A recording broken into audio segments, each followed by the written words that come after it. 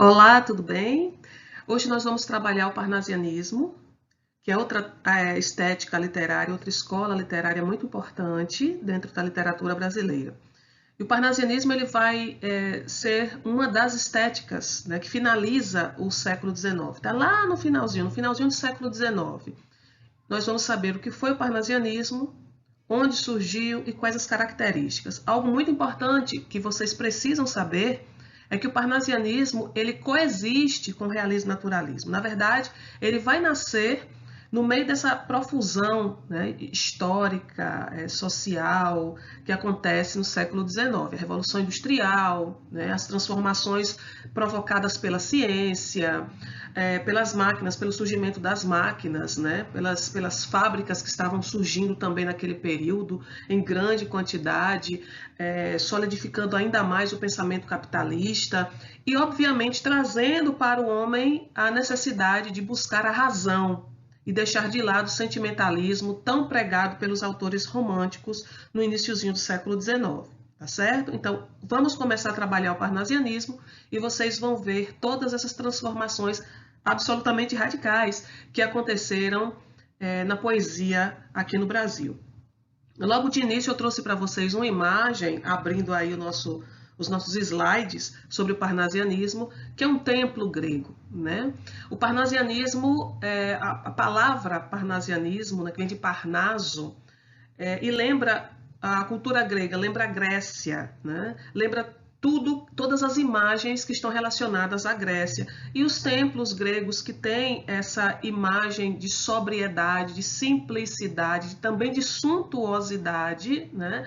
É uma referência muito importante para que a gente possa entender o parnasianismo, que foi uma estética sóbria, uma estética de valorização da simplicidade, de valorização da beleza formal, em detrimento aí de emoção, né? O parnasianismo deixou totalmente a emoção de lado. Então, os templos gregos, eles lembram essa sobriedade que os poetas parnasianos queriam transmitir em seus poemas, tá certo?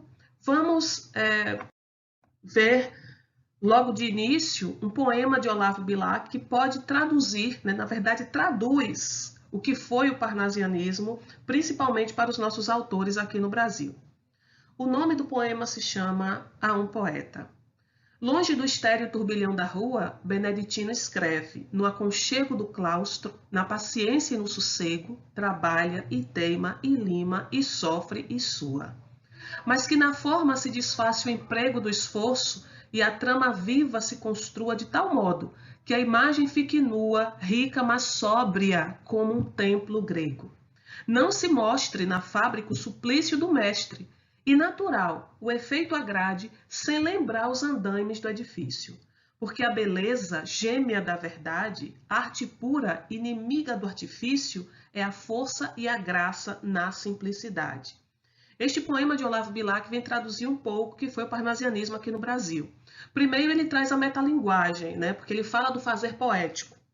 Segundo, nós vamos observar essa ideia muito presente no texto, que é a simplicidade formal própria dos escritores parnasianos. Vocês não vão encontrar uma linguagem truncada, vocês não vão encontrar o uso abusivo de figuras de linguagem. Na verdade, havia uma necessidade muito grande de eliminar essas figuras de linguagem para que não se criasse, né, ou não criassem várias interpretações, não se criassem várias interpretações a respeito daquilo que o poeta queria transmitir. Então, normalmente, vocês vão ver descrições da natureza, descrições de vasos gregos, chineses, como acontece com alguns poemas de Alberto de Oliveira, descrição de obras de arte, certo? E vocês não vão ver de forma nenhuma nenhum poeta comprometido aí com a realidade concreta do homem.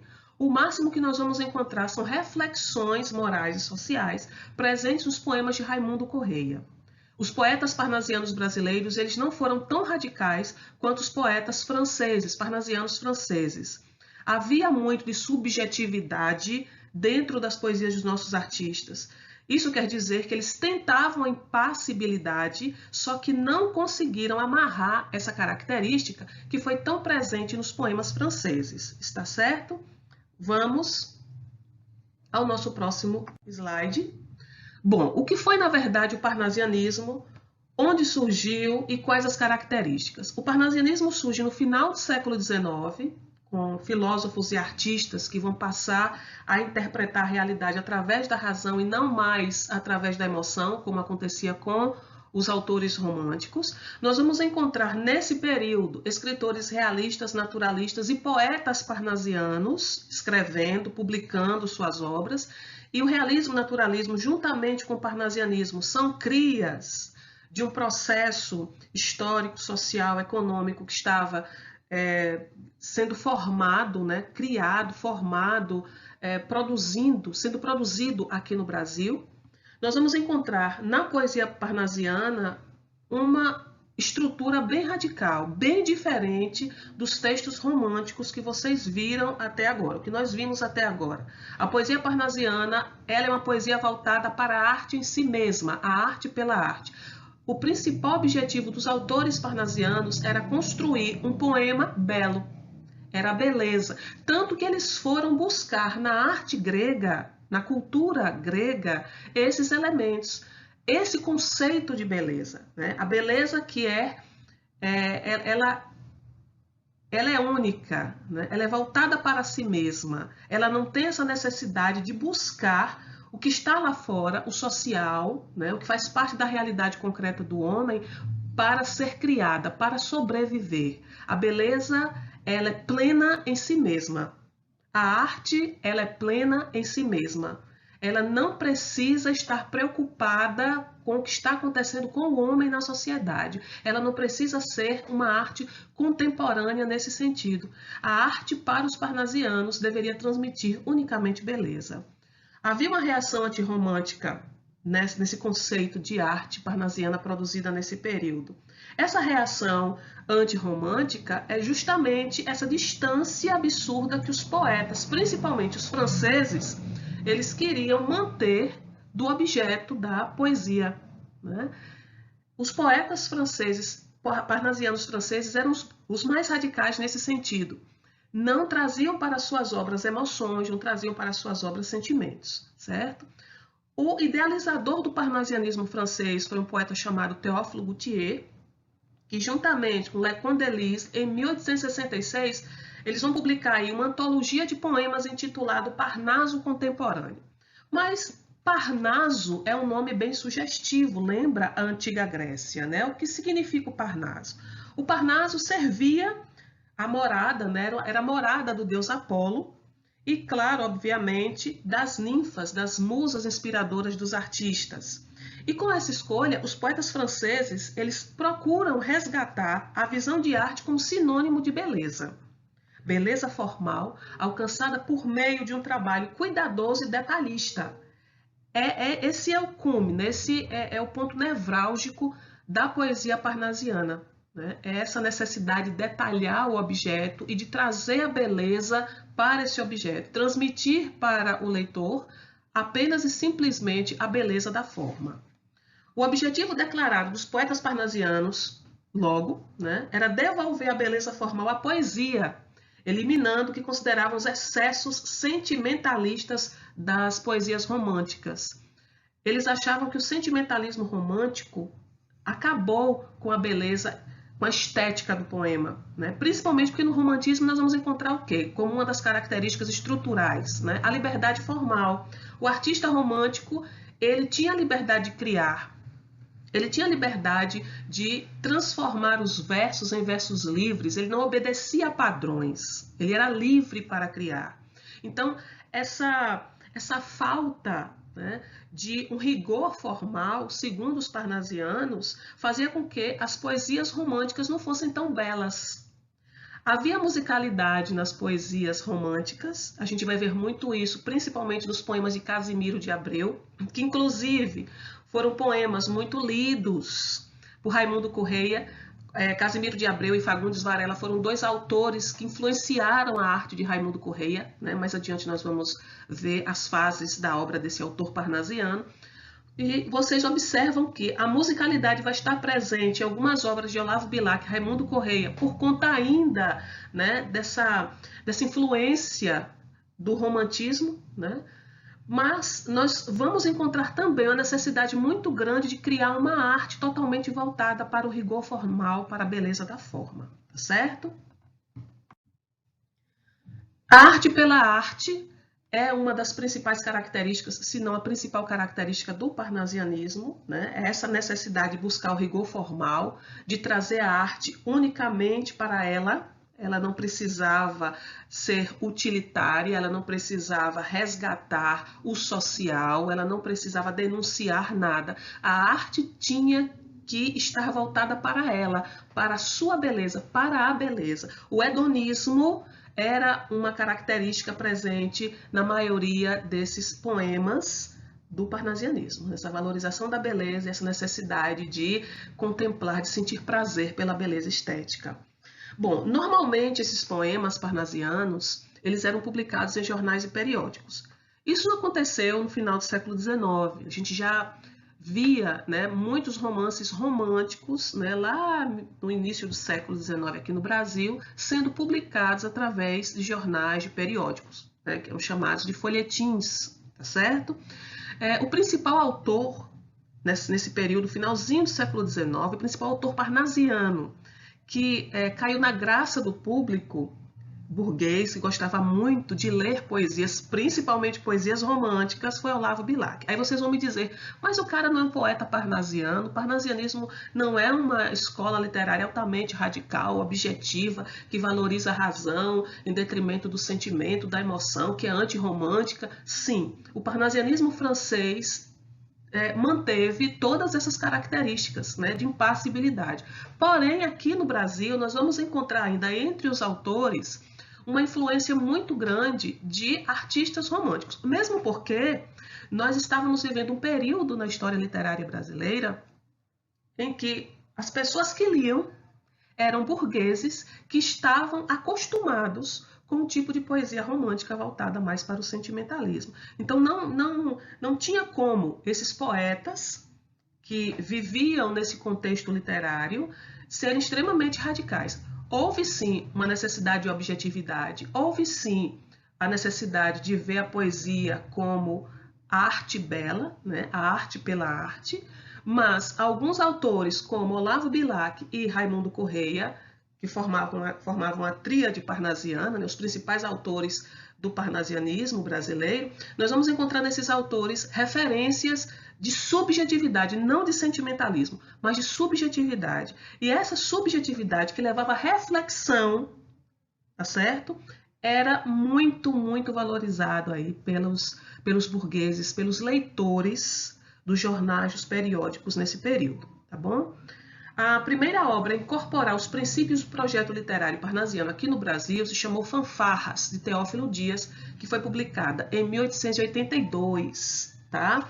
E apesar de Teófilo Dias ter introduzido o parnasianismo no Brasil com essa obra, foram 3 os poetas parnasianos que passaram a formar a tríade parnasiana, que fizeram mais sucesso, que foram mais lidos dentro desse contexto parnasianismo no Brasil. Olavo Bilac, Raimundo Correia e Alberto de Oliveira. Mais abaixo aí do nosso slide, vocês estão vendo Théophile Gautier, que foi, na verdade, o idealizador do parnasianismo na França, tá certo? Vamos para o nosso próximo slide. Quais as características do parnasianismo aqui no Brasil? Primeiro, nós vamos encontrar o descritivismo, a opção por uma poesia absolutamente descritiva, não é isso? Essa poesia descritiva normalmente estava voltada para a descrição de obras de arte. Nós vamos encontrar em Alberto de Oliveira a descrição de vasos, tanto gregos quanto chineses, e vocês vão encontrar, inclusive, a referência, né, aos vasos grego e chinês nos títulos dos poemas, né, que se intitulam Vaso Grego, Vaso Chinês. Nós vamos encontrar a descrição de esculturas gregas, nós vamos encontrar a descrição de pinturas, isso em Alberto de Oliveira. Então, descritivismo que está presente principalmente na descrição minuciosa de paisagens naturais e de obras de arte, nós vamos encontrar essa característica na maioria dos autores parnasianos aqui no Brasil. certo? Havia uma preocupação muito grande com a técnica no momento da composição do poema. Essas técnicas da poesia seriam o quê? O uso de rima, metrificação, né? A linguagem bem elaborada, a linguagem rebuscada própria do parnasianismo, né? Eles tentavam, ao máximo possível, buscar a preciosidade, o rebuscamento da forma e da linguagem. Houve uma tentativa de manter aqui no Brasil uma postura impassível, né? Seria uma postura totalmente alheia ao sentimento e à emoção do artista. Só que nós vamos encontrar em muitos poemas, como eu já falei, de Olavo Bilac e Raimundo Correia, essa impassibilidade aí sendo colocada em segundo plano por conta da subjetividade presente nos versos que nós vamos ver daqui a pouco. Houve o resgate de temas da antiguidade clássica, nós vamos encontrar não só temas da antiguidade clássica, mas descrição de objetos, né, de cenas que lembram a antiguidade clássica, inclusive referências a nomes de deuses, de zéfiros, de ninfas, enfim. Nós vamos encontrar a defesa da arte pela arte justamente por conta dessa necessidade de valorização da forma, né? Nós vamos encontrar nesses poemas a busca da palavra exata, da palavra rebuscada, né? De uma linguagem que beira o preciosismo. E, obviamente, coloquei aí para vocês não esquecerem, não confundir o parnasianismo, principalmente o parnasianismo brasileiro, com impassibilidade. Havia uma tentativa de ser impassível, de colocar o objeto da poesia afastado o máximo possível do sentimentalismo e da emoção. Só que os poetas, alguns poetas parnasianos brasileiros, não conseguiram deixar de lado a subjetividade em muitos de seus poemas, certo? Então essa impassibilidade dos poemas parnasianos no Brasil ficou, na verdade, sendo colocada assim em segundo plano, tá bom? Nós vamos ver agora um poema chamado Via Láctea, de Olavo Bilac, que é considerado poeta das estrelas justamente por causa desse poema. E aí vocês vão encontrar, mais precisamente, nas duas últimas estrofes, essas referências que eu estou comentando aqui com vocês a respeito da subjetividade do artista e de não confundir o parnasianismo brasileiro com impassibilidade. Observem bem o texto. Via Láctea. Ora direis, ouvir estrelas, certo, perdeste o senso, e eu vos direi, no entanto, que para ouvi-las, muita vez desperto e abro as janelas, pálido de espanto. E conversamos toda a noite, enquanto a Via Láctea, como um pálio aberto, cintila, e ao vir do sol, saudoso e em pranto, ainda as procuro pelo céu deserto. Direis agora, tresloucado amigo, que conversas com elas? Que sentido tem o que dizem quando estão contigo? E eu vos direi, amai para entendê-las, pois só quem ama pode ter ouvido capaz de ouvir e entender estrelas. Esse poema lindo de Olavo Bilac, né, nos remete a essa subjetividade muito grande. Quando ele usa o verbo amar aí, ele já quebra totalmente a noção de impassibilidade que os poetas parnasianos franceses tanto cultuavam, tá certo? Raimundo Correia, um dos poetas, né, que faz parte aí da tríade parnasiana, Raimundo Correia, ele trabalha com imagens chamadas de imagens sugestivas, né? Essas imagens sugestivas fazem com que o poeta ele seja colocado também como um poeta que anuncia o simbolismo aqui no Brasil. Ele não é considerado poeta simbolista, mas já possui alguns de seus textos essa característica do simbolismo, que é a sugestão, né? Existem 3 fases, segundo alguns autores, alguns críticos literários, existem 3 fases na obra de Raimundo Correia. A fase romântica, que vocês vão ver muito dessa subjetividade presente na obra dele. A fase parnasiana, de reflexão, né, já traz uma subjetividade, ainda uma subjetividade muito grande, mas voltada para a reflexão moral e social. E a fase simbolista, lá no finalzinho, né, da obra do autor, em que nós vamos encontrar o pessimismo, ligado a essa metafísica, né, ligado à sugestão, né, ligado à ideia de morte, né, ligado à ideia de liturgia, né, de espiritualidade. Então, tem algumas obras de Raimundo Correia que estão sendo analisadas sob esse ponto de vista, sob esse prisma, tá certo? Além de Raimundo Correia, nós vamos encontrar outro poeta bem importante no parnasianismo Alberto de Oliveira, que é extremamente radical, mais do que Olavo Bilac e Raimundo Correia, no que diz respeito à questão da estrutura dos poemas. Mas antes de vê-lo, vamos ver dois poemas importantes de Raimundo Correia, que eu considero muito importantes, principalmente porque anunciam as características do autor. As Pombas é um deles. O poeta Raimundo Correia, ele é chamado, é considerado por muitos artistas e críticos literários como o poeta das pombas, justamente por conta desse poema, que nos remete a uma reflexão muito importante. Vai-se a primeira pomba despertada, vai-se outra mais outra, enfim, dezenas de pombas vão-se dos pombais, apenas raia sanguínea e fresca a madrugada. E à tarde, quando a rígida nortada sopra, aos pombais de novo, elas, serenas, ruflando as asas, sacudindo as penas, voltam todas em bando e em revoada. Também dos corações onde abotoam os sonhos, um por um, céleres voam, como voam as pombas dos pombais. No azul da adolescência as asas soltam, fogem, mas aos pombais as pombas voltam, e eles aos corações não voltam mais. Raimundo Correia. Observem que o texto ele vai nos remeter a duas palavras que são importantes, que eu considero palavras-chave, pombas e sonho. No início do texto, nas duas primeiras estrofes, vocês vão observar que o autor ele vai descrever a revoada das pombas, né? Como as pombas, o comportamento das pombas pela manhã, né? Apenas raia sanguínea e fresca a madrugada. Nas duas últimas estrofes, vocês já vão ter essa relação da revoada dos pombos com os sonhos. Isso é uma metáfora, né? Que nos leva a uma reflexão. Então, essa ideia de reflexão moral, social, que está presente nos poemas de Raimundo Correia, isso tira do poema esse radicalismo no que diz respeito à impassibilidade que tantos poetas franceses pregavam, tá certo?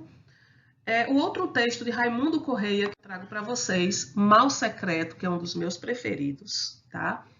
É um texto lindo e que, de uma certa forma, mergulha mesmo nessa questão da reflexão, né? Dos labirintos que existem dentro do ser humano. Olha que coisa perfeita. Se a cólera que espuma, a dor que mora na alma e destrói cada ilusão que nasce, tudo que punge, tudo que devora o coração, no rosto se estampasse, se pudesse o espírito que chora ver através da máscara da face, quanta gente, talvez, que inveja agora nos causa, então piedade nos causasse. Quanta gente que ri, talvez consigo, guarda um atroz, recôndito inimigo, como invisível chaga cancerosa. Quanta gente que ri, talvez existe, cuja ventura única consiste em parecer aos outros venturosa. Raimundo Correia é um dos textos mais lindos que eu já li do autor, que se chama Mal Secreto, né? O que seria o mal secreto? Lembrem-se de que o único inimigo, segundo Nietzsche, que nós temos somos nós mesmos, né? Então, lá dentro da nossa alma, lá dentro do nosso coração, lá dentro de nós escondemos o que somos. O que, na verdade, passamos para os outros é o que a gente quer que os outros vejam de nós, né? É uma máscara que nós utilizamos. Então, a ideia de essência, de aparência, né, no que diz respeito não só aos sentimentos humanos, mas à própria essência do ser humano, é o que está presente aí nessas reflexões, né, de Raimundo Correia. O próximo autor, Alberto de Oliveira, considerado, dentro da tríade parnasiana brasileira, o mais radical dos parnasianos, por tentar, né, levar a efeito a impassibilidade presente nas poesias dos parnasianos franceses. Ele é considerado aí o mais radical dos parnasianos e nós vamos ler um texto dele para poder termos uma noção exata do que seria essa impassibilidade. Alberto de Oliveira, antes de começarmos a leitura desse texto, eu gostaria de falar para vocês o seguinte: Alberto de Oliveira, algo bem interessante, né?